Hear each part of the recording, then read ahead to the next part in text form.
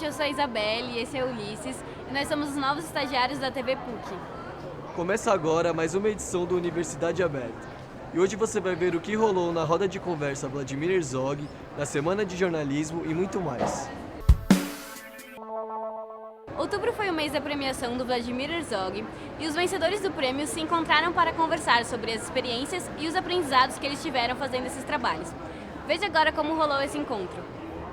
Há 4 anos, o Prêmio Vladimir Herzog passou a contar com mais um evento na sua programação, a Roda de Conversas. É um momento em que os vencedores das diversas categorias se reúnem para falar e discutir sobre os seus trabalhos. Neste ano, o local escolhido foi o Teatro Tucarena e a mediação ficou por conta dos jornalistas Angelina Nunes e Paulo Oliveira. O Rony Santos foi vencedor da categoria Fotografia com a foto Haitiano Toma Banho em Mictório. E aí, Rony, você esperava essa premiação aqui no Vladimir Herzog?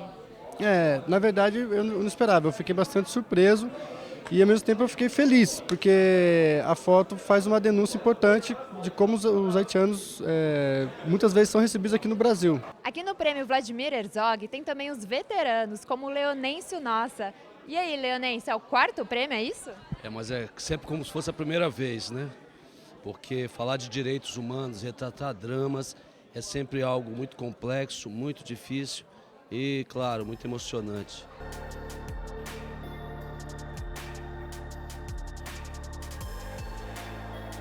A ideia era retratar uma Amazônia real, uma Amazônia que estivesse de acordo com os números que já existem do IBGE, que mostram que a maioria da população da região norte ela vive em áreas urbanas. Então, nós fomos atrás dessa população, uma população que está sob domínio do tráfico, domínio da milícia. Então, era essa Amazônia que a gente queria apresentar para o país.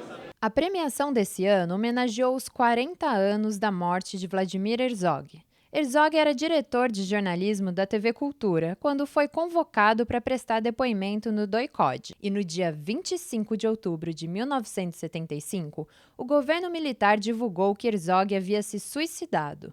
Sua morte reforçou os protestos contra o regime militar e, em 2012, o registro de óbito de Herzog foi finalmente corrigido, passando a constar que sua morte decorreu de lesões e maus-tratos sofridos nas dependências do 2º Exército de São Paulo.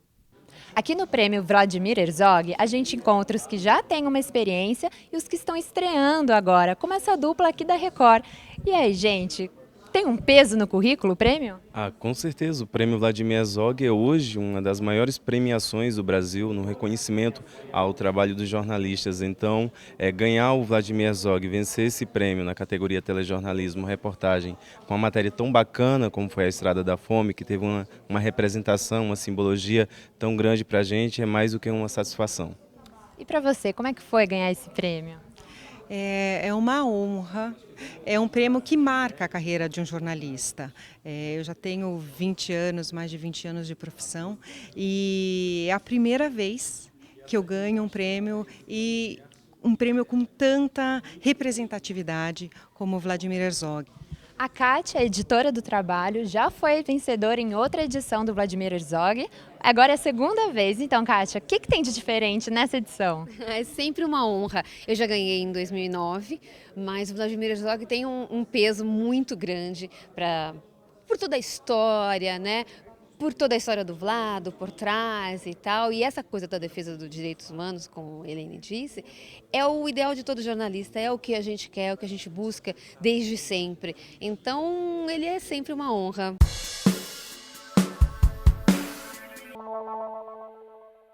A Semana de Jornalismo da PUC São Paulo é um evento que ocorre todos os anos e é organizado pelos próprios alunos.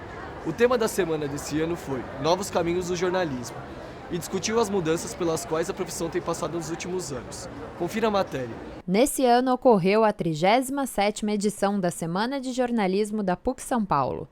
O tema escolhido foi Novos Caminhos do Jornalismo, que discute as mudanças pelas quais a profissão tem passado nos últimos anos.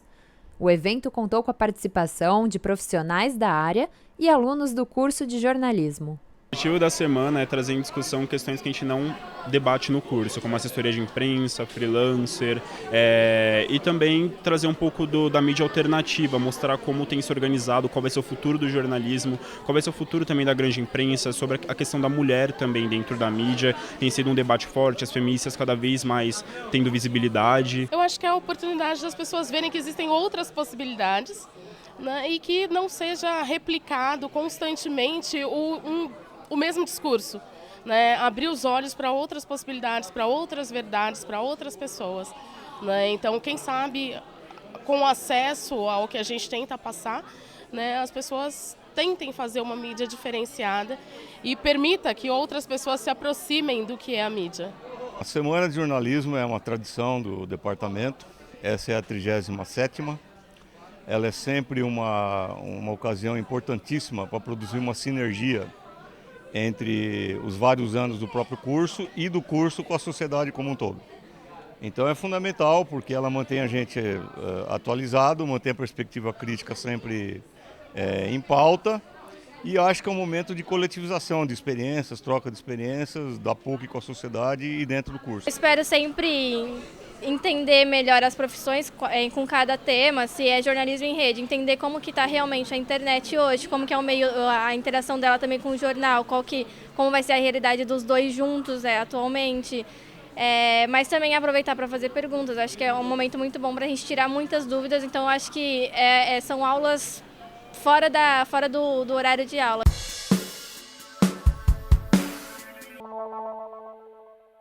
Os eventos sobre o Dia da Consciência Negra começaram no início do mês aqui na PUC. Por exemplo, o coletivo Negraçô organizou a Semana Negra, que foi dedicada só aos debates mais importantes para a população negra na atualidade.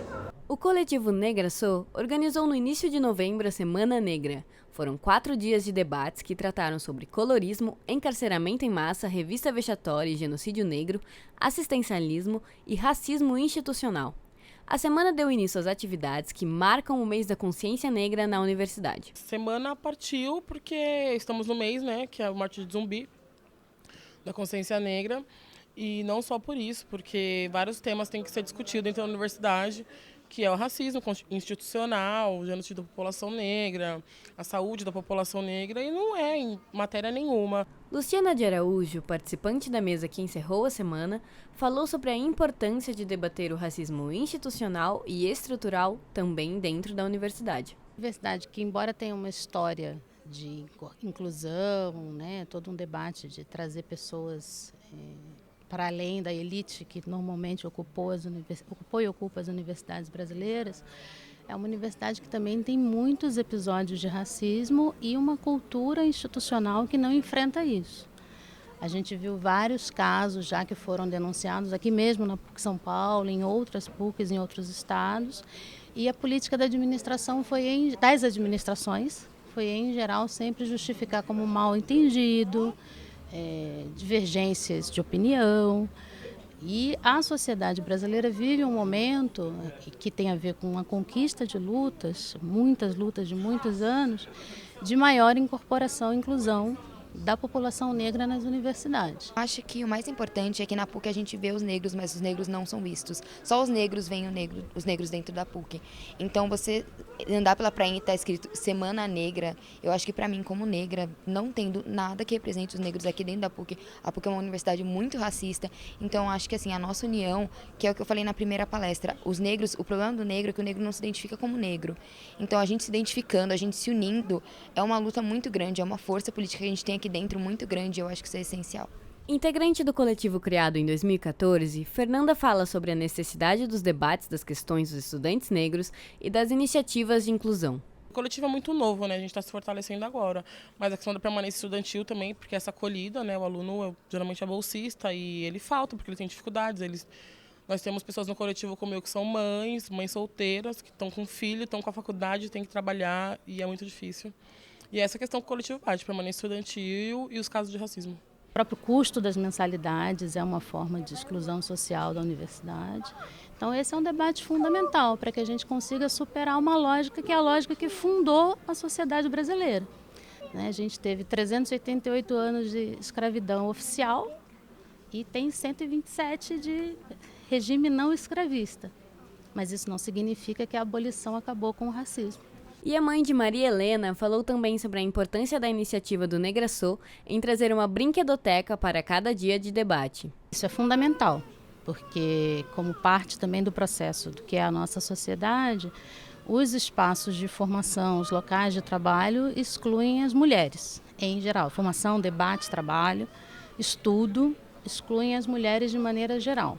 Porque a nossa sociedade, além de racista, é machista. Somos mães e os convidados, tanto os convidados quanto as pessoas que iam assistir à mesa também são mães, são pais e tem que ter esse espaço, né? Foram poucas crianças, no decorrer da semana foram 3 crianças só, mas elas tiveram no espaço.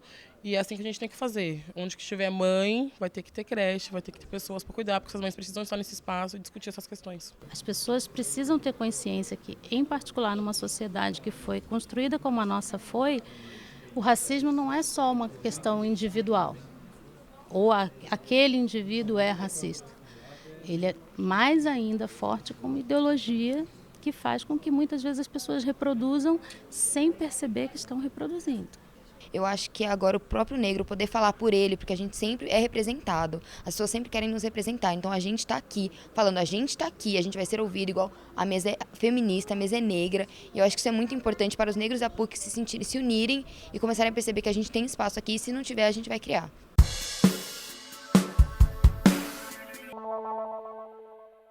Ocorreu na PUC o primeiro Seminário Internacional de Filosofia do Direito, que contou com a participação de diversos profissionais renomados na área e alunos do curso de Direito da PUC São Paulo.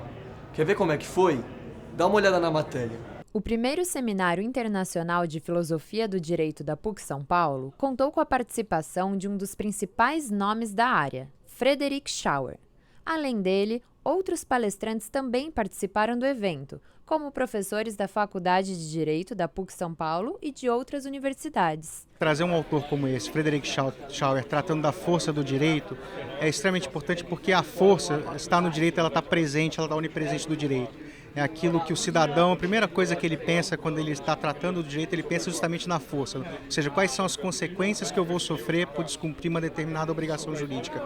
Daí a importância da discussão, que tem sido, de acordo com o professor Schauer, do nosso convidado, um pouco relegada no âmbito da tradição da discussão jurídica filosófica do direito. Foi uma iniciativa muito, muito positiva. O Schauer é um dos intelectuais americanos mais importantes no campo da teoria do direito. Eu diria que não apenas intelectual americano, mas do mundo anglo-saxão. Ele foi professor em Oxford, tem uma interlocução muito viva com essa tradição analítica. It is my first time at this university.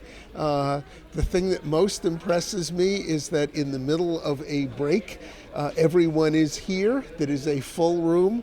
This is obviously a university that takes ideas and theory seriously, and I find that very impressive. O tema deste ano foi a força do direito e teve como discussão a última obra do professor Schauer, The Force of Law, em tradução livre, A Força da Lei. Eu acho importante porque é um livro recente, de 2014, e que o autor traz justamente com esses temas, a força da lei, a possibilidade de discussão num momento muito importante que se fala em mudanças legislativas, em punições, então nós precisamos ter uma consciência muito grande dessa interlocução, da importância dessa obra. A gente reconhece que aqui na PUC a gente está bem servido, no Brasil, nas outras universidades estamos bem servidos de juristas, mas sempre quando é possível trazer alguém de fora que tem uma visão não só do nosso sistema jurídico, mas do sistema jurídico de outros países, para que a gente possa comparar, eu acho muito importante. É uma coisa rara a gente conseguir trazer um autor como esse aqui para a PUC, para a nossa universidade, eles conseguirem enxergar como um autor de alto nível pensa o direito, como ele raciocina acerca do direito, porque é a partir dessa visão, a partir desse modelo, que eles próprios podem começar a pensar como raciocinar o direito e, no final das contas, quando eles se formarem e saírem daqui, como que eles vão poder aplicar o direito, como vão poder usar o direito no dia a dia. In a way, it's taken more seriously in Brazil than it is in the U.S. There are far more legal philosophers here than there are in the U.S. I think that's a good thing for Brazil. Um dos nossos objetivos é tentar fazer todo ano, mais ou menos por essa época, trazer algum grande nome do direito mundial para que a gente possa discutir a obra desse autor ao longo do dia e aprender com essa obra.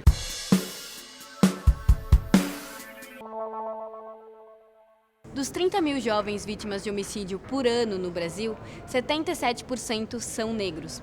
E a polícia brasileira é a polícia que mais mata em todo o mundo. Diante desses dados, conversamos com o tenente-coronel da Polícia Militar, Adilson Paes de Souza, e o desembargador e professor Antônio Carlos Malheiros. Veja o que eles disseram diante desse triste cenário.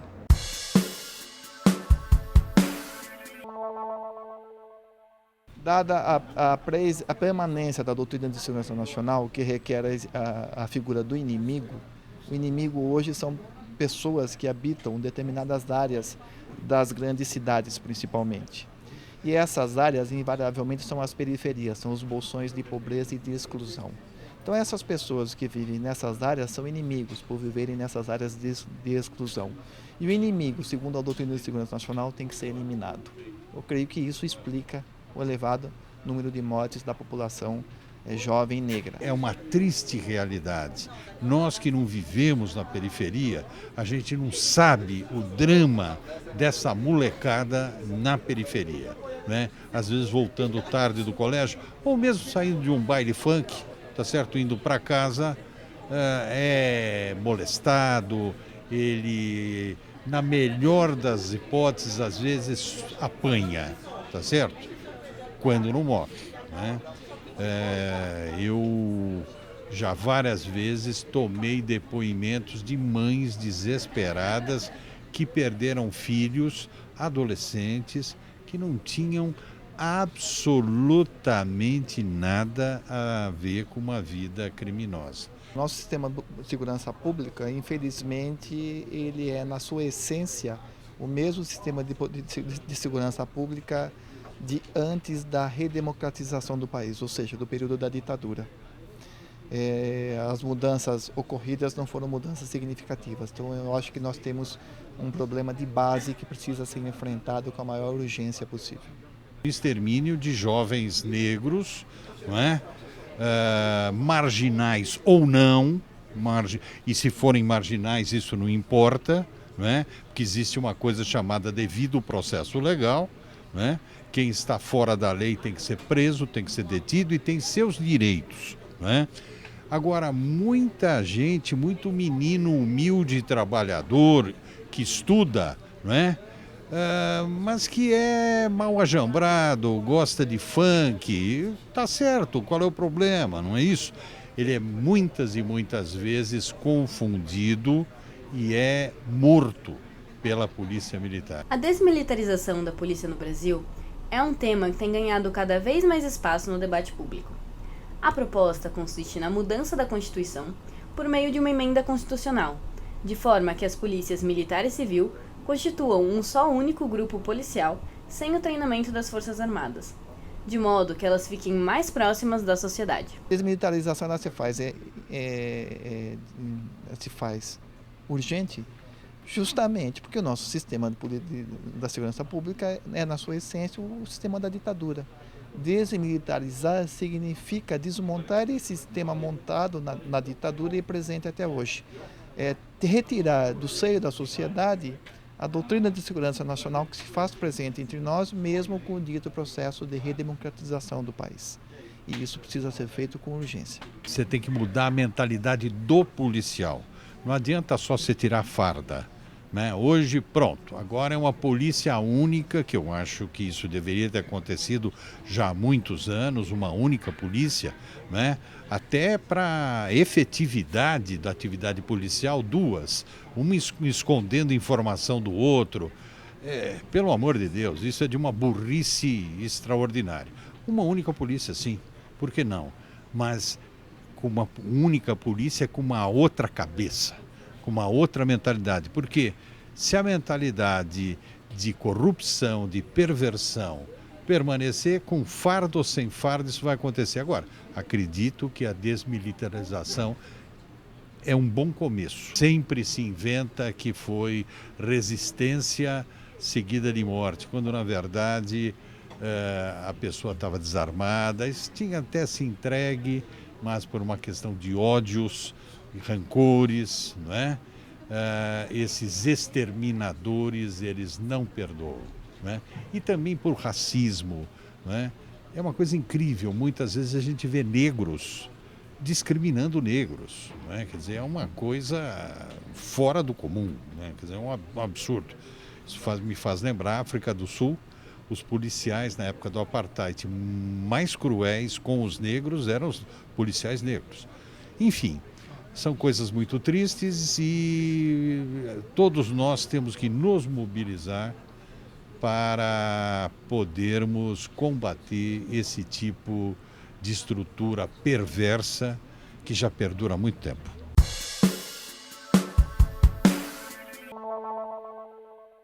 A atuação da bancada evangélica no Congresso Nacional está chamando muita atenção. A TV PUC ouviu especialistas num colóquio sobre os desafios do Estado laico que falaram sobre a ação desse grupo em Brasília. O grupo de estudos do protestantismo e pentecostalismo promoveu na PUC um colóquio sobre a presença evangélica na política nacional. A palestrante convidada, a jornalista Magali Cunha, falou sobre as principais características dessa bancada bastante atuante. A gente não pode dizer que é uma bancada homogênea, porque existe essa articulação, eles se reúnem, têm suas reuniões, discutem pautas, fazem oração, fazem inclusive cultos dentro da Câmara, mas a gente vê que a diversidade ali é grande, até por conta da diversidade de igrejas, né, que existem ali. Há um predomínio da Assembleia de Deus, seguido da Igreja Universal do Reino de Deus e vários outros grupos pequenos que não são propriamente as igrejas representadas, mas as igrejas a que essas pessoas estão vinculadas, né? Daí essa diversidade grande. Existem várias posições sobre qualquer assunto, sobre questão do casamento homoafetivo, redução da maioridade penal, a questão do Estatuto do Desarmamento. A bancada evangélica não pensa igual sobre tudo isso. Então essas coisas precisam ser, a gente precisa discutir melhor como é que essa bancada atua. Na verdade. A força da bancada evangélica e o conservadorismo presente em suas pautas foram abordados pelos entrevistados. A bancada evangélica no Congresso representa 15% dos parlamentares, apenas 15%. A bancada evangélica sozinha não é capaz de fazer nada. É uma identidade desse grupo ser conservador, porque, na verdade, é a identidade política dos grupos evangélicos no Brasil, tem essa hegemonia, essa força mais conservadora, né? Conservadora no sentido político mesmo, de manter as coisas como estão, né? De dizer que nosso status quo é o adequado, de defender privilégios a grupos que já são privilegiados, né? Fazendo alianças, que inclusive essa bancada faz, com a bancada do empresariado, dos agricultores, os donos das fazendas, os latifundiários, né, os proprietários de terra, e também há uma aliança interessante e forte com a chamada bancada da segurança, conhecida popularmente como a bancada da bala. Esses são os três grupos fortes e a bancada evangélica fecha muito com discussões. Apesar de possuir uma grande força no Congresso Nacional, o grupo evangélico não corresponde a todos os problemas. O problema não é só a bancada evangélica. Na ala conservadora do Congresso, é uma ala muito grande, é uma ala muito forte. A bancada evangélica dos segmentos do Congresso talvez seja o menor grupo dentro do grupo conservador do Congresso. E, portanto, a atuação da bancada evangélica precisa ser vista contra um pano de fundo de um conservadorismo crescente dentro do Congresso Nacional.